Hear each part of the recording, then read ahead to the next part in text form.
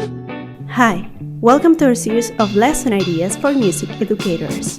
Learn how to make the most out of flat 4 education to create engaging lessons. In this video, we'll show you different ways you can use the performance assignment tool with your students. If you haven't tried flat 4 education yet, what are you waiting for? Unlock your education superpower by signing up now and get a 3-month free trial. Hey, now that we are here, what if you subscribe to our channel? We would greatly appreciate it.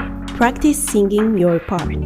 The performance assignments are a great tool for choruses as it allows students to practice their parts.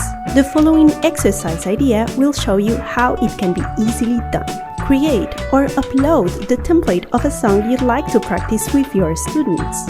Assign each student to their voice part. Have them record themselves by playing and performing. Practice playing an instrument. In this example, students will learn the 12-bar blues piece, Walking Bass Line, on their keyboards. To do that, all you need to do is create a template of the 12-bar blues, create a performance assignment,